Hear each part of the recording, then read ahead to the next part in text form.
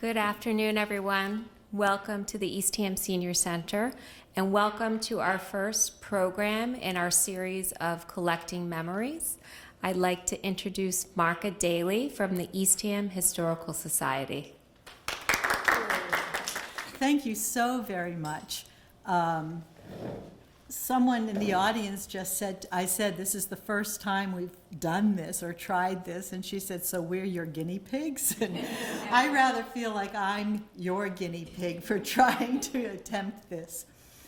I want to introduce myself, Marca Daley, and I was born and raised in Eastham, spent many years abroad, and came back to Eastham 10 years ago.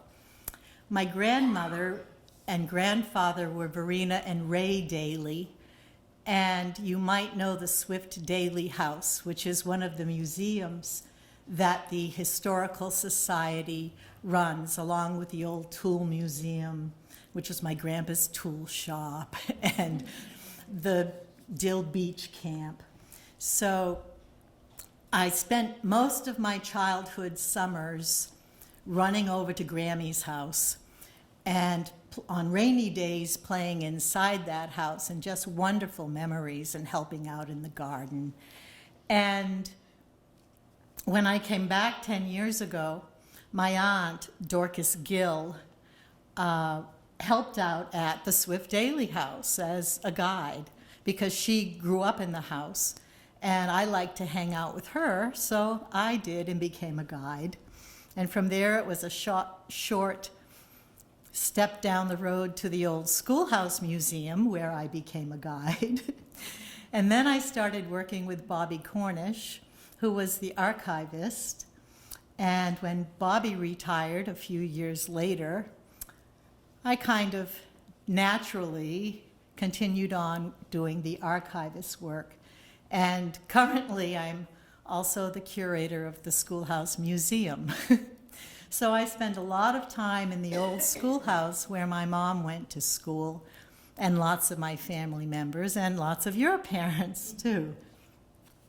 And so when Dorothy reached out last summer to ask if we might collaborate on some kind of project with the Council on Aging and the Historical Society, I thought, that sounds neat, you know. So we got together and started brainstorming. And I have to say, this is Dorothy's idea, but I love it. And so we thought we would try to make interactive conversations, part presentation, part audience participation on Eastham's history. And she thought we should start with the old Sam Brackett's General Store, which is now the Friends of the Eastham Council on Aging thrift shop. How many of you are involved with the thrift shop or have been there? Yes. I must admit that I had not been there in a long, long time, so I'm counting on your memories when we get beyond the 1800s and Brackett Store, because I'm really good with archival history and photos. But I need you guys for the more modern mid-1900s, let's say. So I need to thank Dorothy. I need to thank Bobby Cornish. I need to thank Al Mills, who works with me in the archives, and I need to thank Mary Jane Eckel for allowing me into the thrift shop one day so that I could take lots of photos and pick her brains. I need to thank you for coming and allowing me to collect your memories. And the pieces of paper, the colored note cards on the chairs are, if any of the photos in here evoke a memory, write it down. Just jot it down. And I'd love it if you would put your names on these, because I want to collect your memories. We'll be asking you to share them but just a kind of a shorthand in note form on the cards so I can include them in this PowerPoint presentation and update it, because it will be far richer than anything that I can give to you, which is from the books and files. This will be coming from you and from your hearts and from your experience. So if today is successful, I want to ask you what other topics or historical sites or something to do with Eastham you would like to discuss at further presentations. I believe they're going to be the last Thursdays of every month, excluding October, but in November and in December and going forward, if it works out. So if you have any ideas, we have one. We were thinking of, somebody recalled the hurricane blizzard of '78, when all of the Outer Beach camps disappeared, except for the Dill Beach camp, which is now one of our museums. And then I recalled Hurricane Bob of 1991. And Debbie, we had a conversation about that a while ago, and I thought, whoa. And then I've come across many aerial shots in the archives of erosion at the beaches and what they used to be like and what they're like now. And I thought, well, that might be a neat topic to look at, memories of what we went through during some really strong Mother Nature events.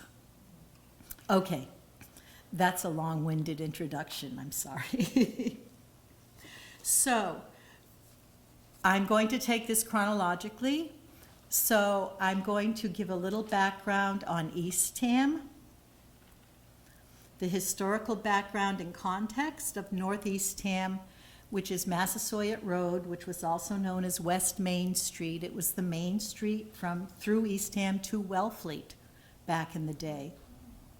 I'll give you a short history, a timeline of the store itself, the building. Many, many discrepancies in dates, in deeds, and who bought what from whom. And Sam Brackett's timeline, because he is the one, Samuel F. Brackett, who's most often associated with this store. Then we'll move to memories of Brackett's, the store itself, with some voices from the past. I've loaded the audience with their voices, and people were very willing, thank you, to act the part of these voices, which I found in our archives in the old interviews that we did in the 80s of Eastham residents and what it was like growing up here in Eastham in the early days. We'll have voices from the present and memories of not only the store, but the Brackett farm, and photos, quite a few photos of then and now, including relics of the past. And then we'll move on to the Mitten Factory. Its real name, I guess, was Cape Cod Oven Mitts Manufacturers. I do not know much of that history, so I hope some of you do. Is Barbara here? Ah, okay. So I know we have at least one really neat memory here. And we have some relics from the basement of the store, of the thrift shop that we rescued over the summer. And now we have them at the Ranelagh Tool Museum. And then the Friends of the Eastham Council on Aging, thrift shop, and you, I'm counting on you for all of these memories. And the thrift shop has been there since 1984. So by my count, you're heading into your 40th year? Yes, that's amazing. So, here is a postcard from the Society of the store, Samuel F. Brackett, and that's at the turn of the century. And we know it's the turn of the century because I did some research on the buggies and the buggy wheels and what was when they had the particular buggy wheels. I did the same thing for an old photo of Swift Daley House because we didn't know how to date it. But then I figured out you could use fashion magazines. The gentleman was wearing a hat, the buggy and the horse, and so it's really fun working in the archives. Here is Brackett House and Store. They're on opposite sides of West Main Street, Massasoit. So here, can you see that little arrow? Okay, that's the store. It's only half the length of what it used to be. And this is the old Brackett House, which is no longer there. And that's why you have quite a nice merging of Herringbrook Road, Massasoit Road, Campground Road, because it used to block the way. Are you interested in questions that come up? Yes, and or write them down. Either way, it's fine with me. Okay. I just thought that what became the Siemens Bank was always called the Brackett House. That's the Brackett Farm. Farm. It'll come up and you'll see it. It's very different. It was on the other side of Massasoit Road, further towards east, what's now Route 6. Yes. So here's another view of Massasoit Road before they put down the oil and cinders. It was rough going to get to Wellfleet. And I know this one is a little bit later because the trees are a little bit taller. But that's all I know. Electricity came to Massasoit Road in 1936. Before that, Art Nick said he was Abe Lincoln and did his homework by candle or kerosene lamp. And we have the telephone poles. I just found out Tuesday in the archives, someone asked about electricity coming, when did it come to Eastham? And Provincetown had electricity long before Eastham did, at least 10 years. And then it worked its way up to Truro, and then it came in this direction, so we didn't get it until the 30s. But I still haven't determined when. Does anyone want to know how I know that? Town records. The first mention of light in the town hall as an expense was in 1930-something, I think. You have to be a detective. So here's the store then and now. And on the left-hand side, that's an old postcard from the archives. And on the right-hand side, I took this last week. And I went across, I was at the intersection scooching down so I could get those flowers, in front of the store, but it was just so pretty. It was a beautiful day. That's when Mary Jane let me go. So here's a history of the store, and I'm using the Historic Properties Survey, which have been done for Eastham on buildings older than 75 years from 1995. I'll tell you right off, the documentation for 1995 is iffy. 2005, 2013, and 2020.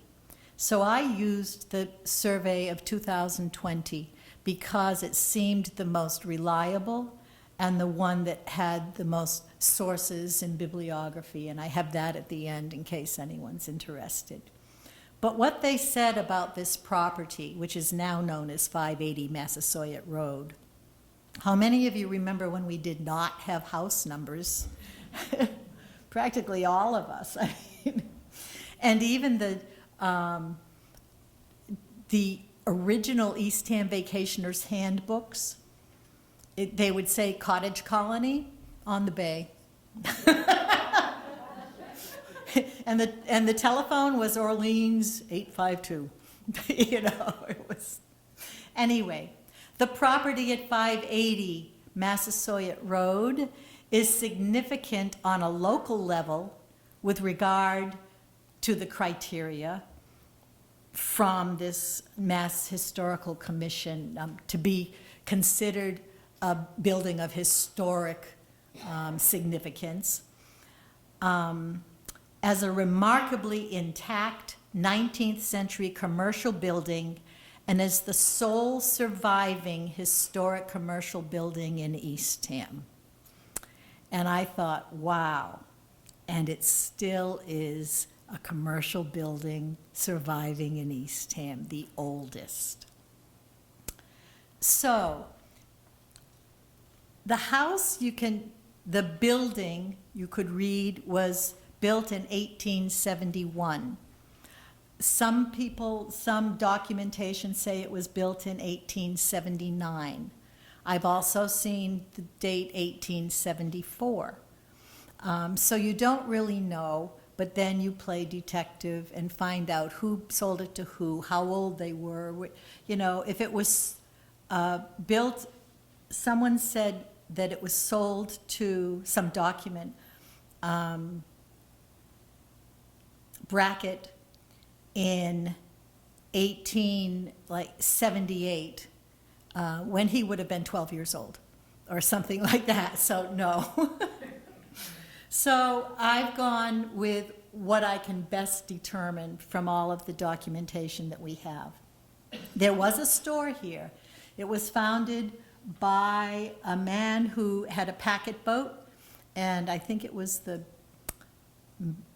Mary May, Queen May. Anyway, he wanted to sail that packet boat up and down Cape Cod Bay from the different towns. That was the preferred mode of travel. But goods landed at Campground Landing. That's why it has its name. There were lots of little landings along the bay. And they were carted to the store, the same as packet boats would land people there for the camp meetings and cart them to Millennial Grove, where they stayed in tents for the Methodist camp meetings that thrived or throve? No, thrived in the mid-1800s before they moved to Yarmouth. But what we do know is that the property was sold by Harding Cobb to John Bangs in 1855. It probably did not have this building on it. It was a very large parcel of land. But there was a store there from the mid-1800s. Bangs sold the property to Joseph Holbrook, who was an oysterman. Sound familiar? In 1873, and he in turn sold it to Arthur H. Cobb, not Arthur C. Cobb, in 1874. And these are from the Barnstable County of Deeds. By 1890, Sam Brackett, F., worked for Cobb, and Cobb had moved off Cape to Braintree. And he was going to stay off Cape, but it looked like Samuel Brackett was kind of managing the store for him. And in 1903, he bought the store from Cobb. I can't verify that it was $1,700, but that's what's published in this report. And Sam and his brother George ran the store. George's name doesn't appear on any of the deeds, only Sam's. But George is the one who continued at the store once Sam had left it and gone back to farming. And in 1929, he turned the management of the store over to his son Samuel, but he maintained he's still the one on the deed. So the timeline for Sam Brackett is he was born December 28, 1864. And what I love, these are all from the U.S. Census records, which I found, and the Massachusetts Census records and Eastham's vital records. At 5 years old, he was at home, because he wasn't going to school. And so that's how students who didn't go to school, they just, in the census records, it's at home. At 15, he was a farm laborer. When he married at 23, he was a trader. And he married Anna Eldridge, known as Annie, from Wellfleet. 1900, he was a grocer. They had been married 11 years and had had 2 children, but both of them had died in those years. 1920, they'd been married, 10. He was a merchant. I love how the terms change on the census records. And they did have a son who lived, Samuel. Then, 1920, storekeeper. 1930, farmer, but he still owned the store, but George ran the store. 1932, Annie passed away. 1940, he was a widower at home again. And in 1948, he died on June 7th. What I like is the symmetry. He began at home, he went into farming, he became a trader, grocer, merchant, storekeeper, back to farming and back to home again. It's poetic. I'm an English teacher. So memories of the store. This is where I have to get my script out.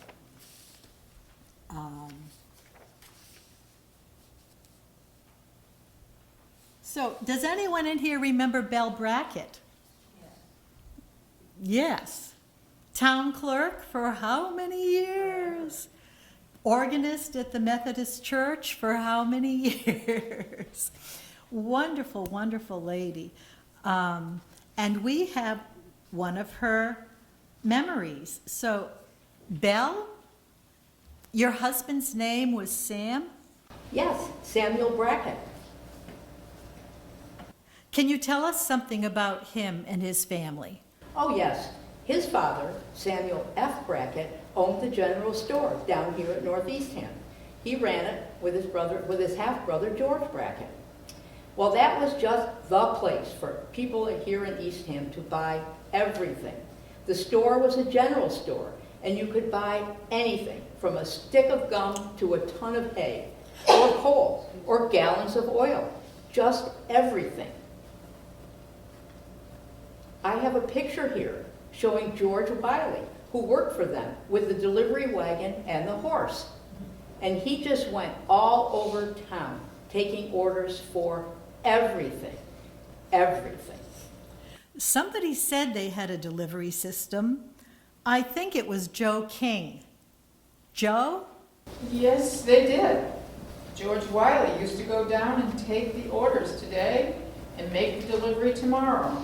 They had a horse and a wagon. It was one of those old covered wagons, a covered wagon, like a big butcher cart enclosed.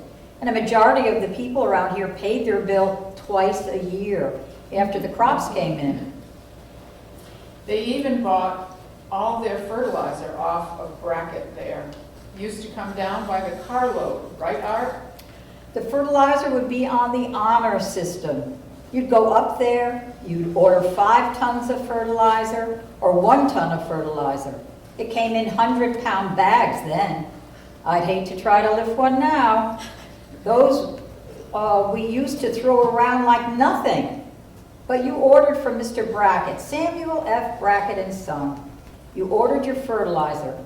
It would come by freight car over by Roach's plant, where the depot was.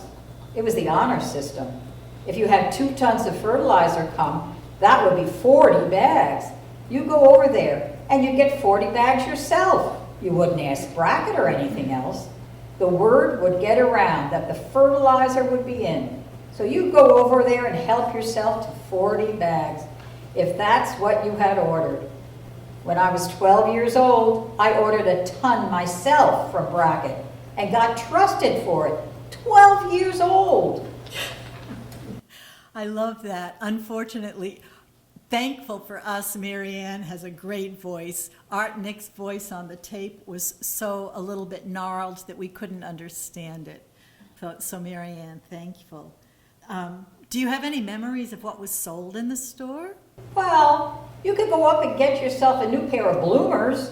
You could go up and get your stockings, dresses, men's shoes, men's pants, shirts, jugs of molasses in a barrel down in the basement there. You used your own jug, and they had a spigot on there to fill it.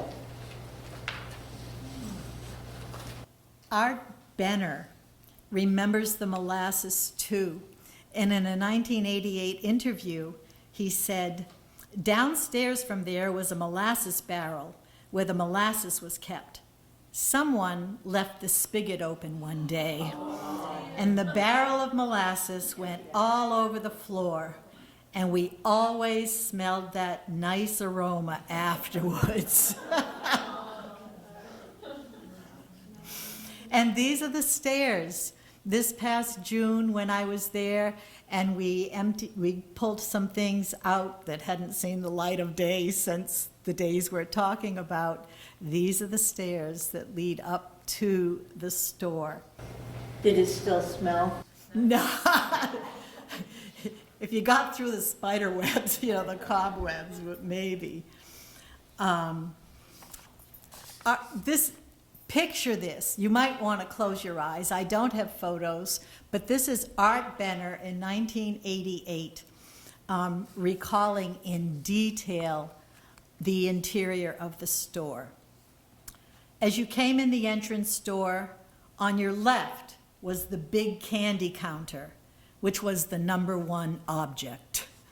And then on the north wall, all the patent medicines. And as you proceeded in, there was a big coffee grinder and a hand of bananas.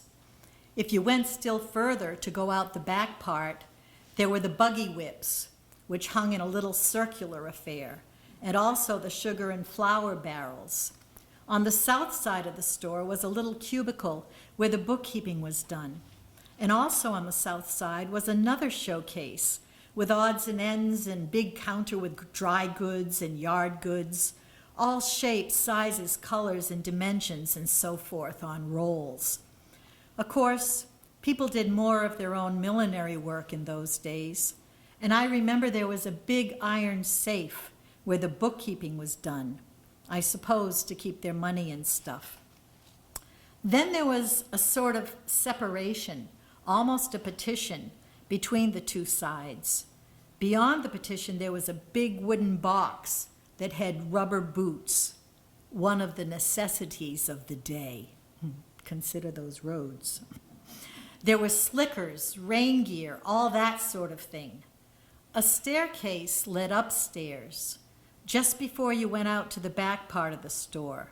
Up there, they had dishware and such things, odds and ends. And if you went out to the next part of the building, you'd be into where they did their deliveries, unloaded the eggs and the grain, and where George Wiley's delivery wagon was. There was a big, big ice chest out there where the soda pop and the salt pork and the meat was kept. And the next section out was where the grain and the coal and the hardware and so forth was kept. Beyond that was a sort of enclosure where all the cartons and debris was kept. And then was the small one-car garage. Beyond that was the barn with its attached sheds. And in the barn was a nice buggy, a rubber-tired buggy, and an old REO truck they had scrapped. The horse was kept off to one side of that, and another shed was just near the road from that. I think the truck on your shirt might be an old REO truck. Do you have any idea? No. That's what they look like. They're those flat-fronted trucks that you used to see all around. And when I saw that, I said, ooh, I'm going to be talking about that. Anyway, finally, and now we'll get to your voices, but I have one other question for Belle Brackett. what happened to the store? How long did it operate, and when did it stop? Well, I think we weathered the Depression in the store. It was a very profitable business. But then, that was about the time when the chain store came into Orleans. And my father-in-law, well, people in those days depended on their asparagus and turnip crop and shellfishing for their livelihood. They would place their order for fertilizer with my father-in-law in the fall for their turnips and asparagus. When the fertilizer came, they would say, now, when we sell our crop, we'll be back to pay the bill. And if the crop didn't sell, the bill was not paid. Maybe a little on account. He used to carry people. They used to call it that. I'll carry him through the winter with groceries and all of that. And when the spring came and they could begin to get an income from the fishing or the asparagus, then they would pay the bill. And of course, that was the old way of doing business. But when the chain stores came and the people could buy much cheaper, they would forget that they owed the grocery bill from last year. And there are people in this town today that when my family went out of business, they were unable to pay the bill.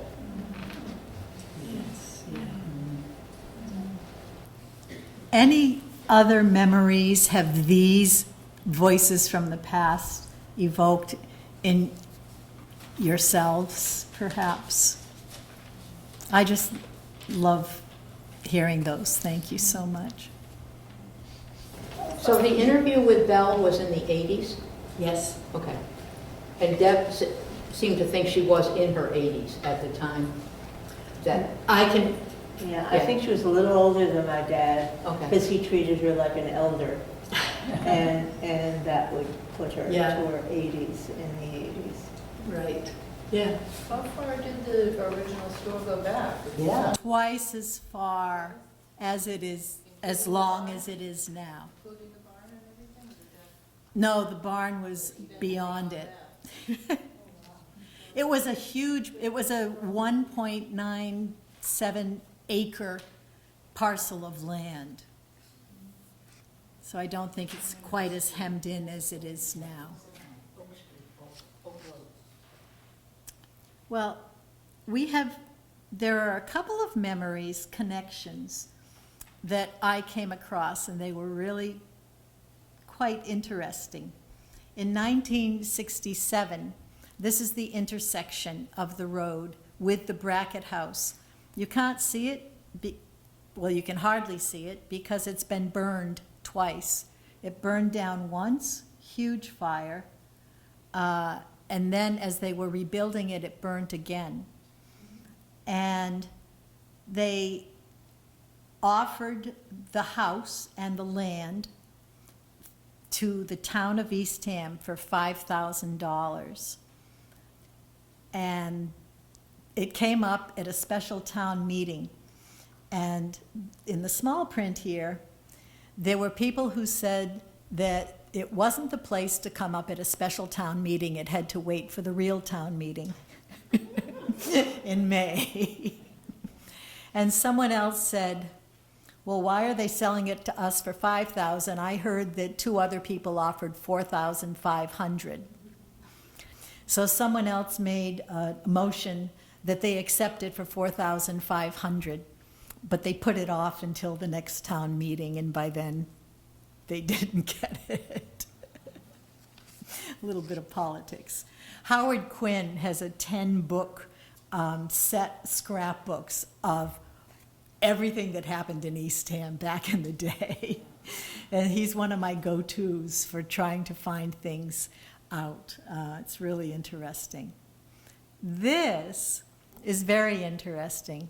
This is a painting by Edward Hopper, who did many paintings of Eastham homes. Especially Chapel in the Pines is one of his most well-known.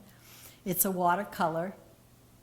I received this as a request to the archives to see if I could, now imagine, this comes in an email and said, could you please identify where this is? I've heard it's in Eastham. So I took a look, and I asked Al to take a look. And we were trying to think of intersections that it might be. And then I had a brainstorm, and I wrote back to the woman who was an art gallery owner and said, why don't you try contacting Bob C., who could very well know where this is. He's an expert on Hopper and Eastham. And the next time I saw Bob, I said, did you get an email from so-and-so? Oh, yes, that's the corner of Massasoit Road and Herringbrook. So, and you can tell, you know, when you see it, it's like, oh, yeah, it must be. So here's the Brackett Farm. Now, I think, no, I didn't. This is on the highway. This is Route 6. It's 2 photos. These are from Jim Owen's collection. He put together hundreds of photos of old, spelled with an E, Eastham. And so here is part of the farm, and here's the other part with the stained glass windows right up in the center over the doorway. And when Siemens Bank bought that property, people were very concerned. And there it is. But they stayed with the essence of the style. So who had that memory? Yeah, Deb. My dad was the chairman of the Historical Commission when Siemens Bank bought the property. And they were, I remember him talking about the fact they were fabulous to work with because they loved the general design of the building that was there. Mm-hmm. They had no interest in just throwing up some typical bank building, bank-looking building. So they not only restored and kept the stained glass. Anybody who's ever been in the bank can see. You can go in and visit. There's a lot of the woodwork that they saved and the stained glass windows. And when you go into the bank, you can see and you see the tower and stuff like that. Yes. It was, you know, similar, kind of like architecturally similar to what was in Brackett Farm itself. I mean, they wanted to do the farm justice, and I think they did. There are some fabulous photographs going upstairs along that wall. Just beautiful. When I did a presentation on turnips, they've got lots of photos, and that's where I got some of them. Other?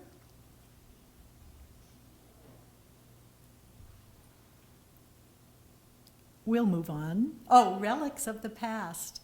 This is from Sam Brackett's store, and it is still in Sam Brackett's store. It's the large countertop in the thrift shop. And it will look very familiar. Down in the basement, there is another 12-foot long countertop just like this. We couldn't get it out. But we did get a little one out, and the guys from the Tool Museum refurbished and made it relevant again. So it's no longer a relic from the past, but it's in the lobby, the entryway of the 1869 schoolhouse, and I just love it. We did not measure. They fixed it up at the Tool Museum. They brought it down. We had a typical manufactured desk that we used to do work at, and I thought, what are we going to do with this desk? It's huge. I measured it 6 feet. I said to Mark Herman, how long is this thing? He says, oh, about 6 feet. I said, can it be a little bit longer? We put the cabinet over the desk, and there's room for the top of my index finger in between. It's perfect. It's like it was made to be there. And so I really love that. But there are other relics that we cannot use. There were pulleys sitting on the back down in that basement. There were little hand carts. Two of them, as a matter of fact, different sizes. And the pulley, again, heavy as anything. Scales that were in the store. And in the middle, this is an arrangement of hooks and chains that George Wiley, who we call Uncle George Wiley, put on his cow's legs to keep the cow from kicking him when he milked it. Ingenuity. Uncle George also had a blind horse that he used to give us rides on. And the horse was always swatting flies off of itself. That's my memory. There were lots of pulleys. This little blue arrow here, that's a pulley from Sam Brackett's store. And this one is also from Sam Brackett's store. But if you've never been in the Ranelagh Tool Museum, we really should take a field trip there. It's fabulous. It's just wonderful, and people are donating things to us all the time, and the guys from the Historical Society just do a wonderful job of cleaning them up and fixing them up and displaying them. Here's Mark Herman with one of two hand carts that came from the basement of Brackett's store. The second hand cart, there are two of them are end to end on that side, left-hand side. And the boxes on top I will save for the mitten factory. So that's my segue into the mitten factory.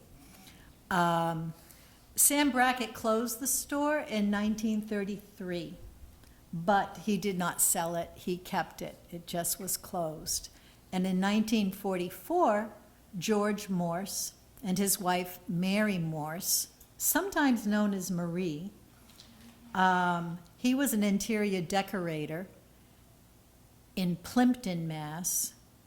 She made artificial flowers and things for homes. He boarded at her house. 2 years later, they were married and opened the mitten factory to make oven mitt slippers and other quilted goods. Does anyone here remember that mitten factory? Yay! Tell us. Oh, I remember the monkey. The monkey! Hi, Bobby. Yeah, I mean, I sat here and I'm like, now I have to ask if the monkey was in there. Oh, maybe I shouldn't ask because it's probably ridiculous. And then I read the second bullet point and I'm like, oh my gosh, the monkey was there. The monkey was there. But they spelled, I'm sorry to whoever made this sign, it's CCO, not CKO. Rocco, over in this photo. Now, do you recognize this young woman? There she is. Barbara, tell us your memories. Guess I would be 10, maybe? 8, 9, 10. And my sister was next to me. So Yeah, she's almost out of the frame. Oh, okay. But she's right here. You can Yeah, see yeah. a little bit I'm younger. guessing I'm close to 10, and she's 2 years younger than me, so. But my parents used to go to the mitten store every year, or my mother did, every year. Because everybody in the family got mitts, or they made slippers also. Yes. They made quilted slippers, and I don't remember anything else that they made, but that's what my mother did her Christmas shopping. So, kids don't want to go Christmas shopping, so, Rocco was outside the back door. And here's Rocco with his hand up the cage. So we used to visit Rocco, and then occasionally my dad would stop, and just let us get out and go see Rocco. Right. Being little kids and stuff, but. The photo says it's No, he was in the cage. He was It's- always in the cage. July of '58. Oh, at 58. Okay, so I am 10. Yep. Yep. And here's I Rocco. know Here's who I his am. little face, and his mouth is wide open. I think you must have treats for him. Yes, I don't know if they had peanuts there for us to give him, or whether we brought something. He was pretty good about taking food. So that was kind of our. Wow. Yeah. It's really funny. Yeah. Here are This some one, of the. yeah. This is the sign that they had, Cape Cod oven mitts manufacturers. And down below, here's one of the mitts and a pair of slippers. They were good slippers, they really were. They looked like they had like a firm sole on them. Pretty good sole, but they were nice and warm. And, we got them every couple of years for us. Well, in 1956, they were sued by the Boston Quilting Company. They continued operating the store for a while, but these are the relics that we found. We found 2 of these shelves and sets of shelves, and that's where they kept their forms, the patterns to make, this would have been, I think, some kind of a pot holder over here. Here's a slipper. Here's the square pot holder on this side. And 2 racks of those. They're a little the worse for wear, but Where are they now? they're in the Tool Museum. Yeah. Yes, and they're going to try and fix them up, and the ones that are bent, reshape them to what they would have been like. Yes. Were these things stitched on the premises? Was this actually? Yes, it was a factory, yes. Because it was a huge building. The front would have been the showcase, but they would have done the work in the back part. When did it be chopped apart? When was it, the back part of it taken off, or Don't know. nobody remembers that?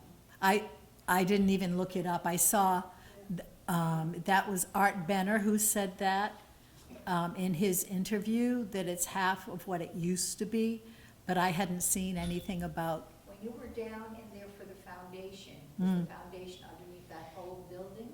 You think that the back part was an add-on, it was just for storage and the? I don't know, No. no. But what did I say here? So I don't know when they closed. I have no So idea. the factory, Yeah. you said it closed in 71. No, well, I said it eventually closed, but from 71, they were sued. And so, but she kept, the wife kept everything it was in her trust. They had both passed away, but it was in her estate trust. And that's when it went to the Delaney's. So I'm not sure when they closed. I only remember it as an elementary school. I don't remember it in high school. So I went up to the high school in 62. So, do you remember that? Sometime in the 50s then. Yeah, late 50s maybe. So again, there was a period of time when there wasn't anything there. Well, they were still open during the suit then, because my picture's 58. Yeah, Yeah, yes, that's right. yeah. When my aunt died, she had a pair of those slippers that she had never opened in her life. Oh, wow. Take them. Shame. Oh, huh, Check with resistance, we should. right. Well, we'll move from there to the thrift shop, because the Delaney's ran an antique store, I believe. And I don't know for how long they did that. I know in 1984, some newspaper accounts say they donated the space to the thrift shop. Others say they leased it to the thrift shop, which was almost a donation because they didn't charge very much rent at all. But I don't have any details of that. And the thrift shop opened in December of '84. And in the Historical Commission's report, it says that the first year they earned $17,000 towards the cost of building a new council on aging, which I assume is this building. Yeah. So, whose name is the deed in now? The town owns it. Just became, the Delaney sold it to it was always in their name, and they recently, the town, sold it to the town. So here, I don't remember when it was read. I do remember when it was read, but I don't know the years. And then this was last week again, the then and now.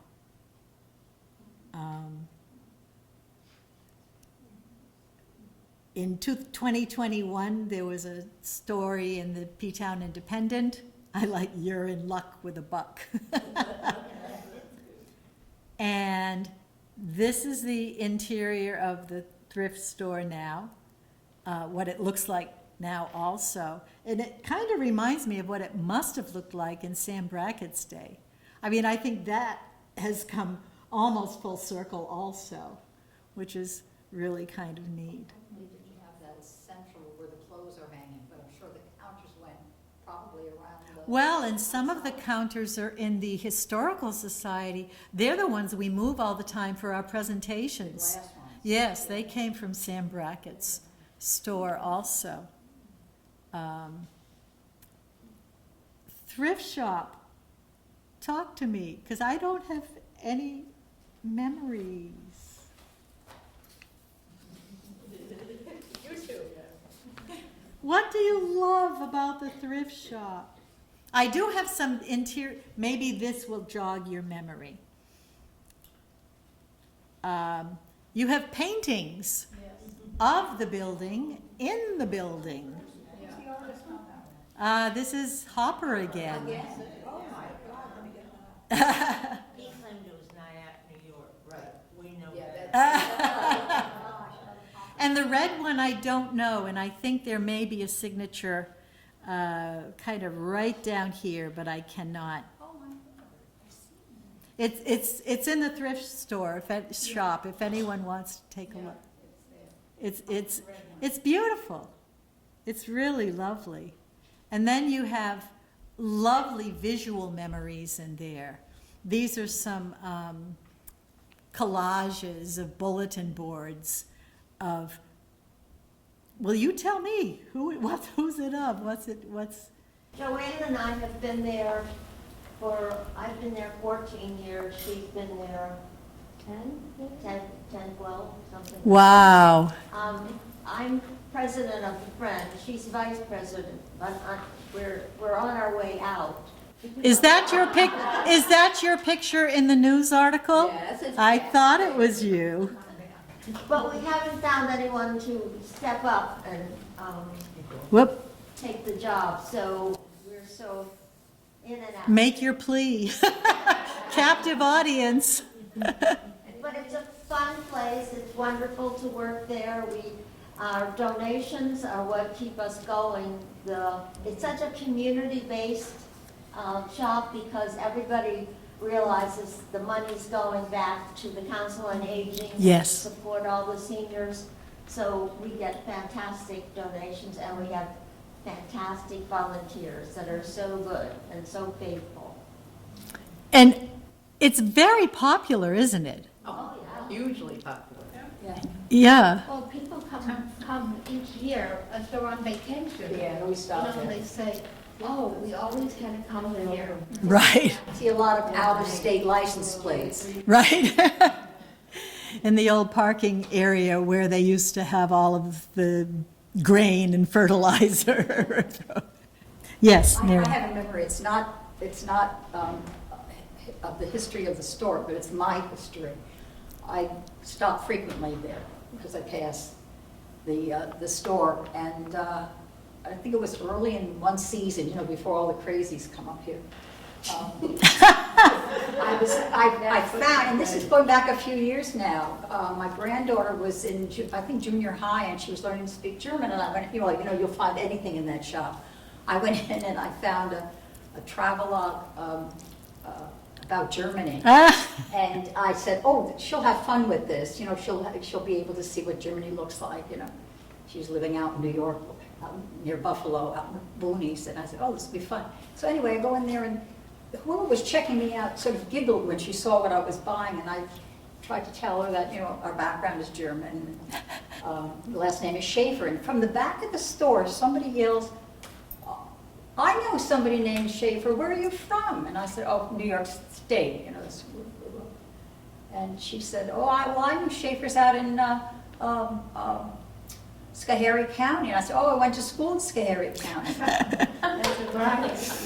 No, it was Alberta George was my teacher. Oh, my God. And she remembered me. So that's my wonderful memory of Brackett Store, meeting a college teacher I hadn't seen in 50 years. Wow. She still works at the I know, store. I haven't seen her this season yet. I just asked her. She only works on Saturdays, but that was a wonderful experience. Oh, for that's me. amazing. Well, this is the store today. The thrift store has replaced the Samuel F. Brackett sign on the side, but not much different at all. And these are the sources that I used. In the archives, we have vital statistics, and as I said, census records, oral history projects, postcards and photo collections, scrapbook collections, which have all the newspapers and everything, and old books that people had written in memories and the old histories, and the 2020 Historical Commission, the sources that they used. And I just want to say heartfelt thanks to all of you who came today and allowed me to collect your memories, and I just thank you very, very much on behalf of the Historical Society and the Council on Aging.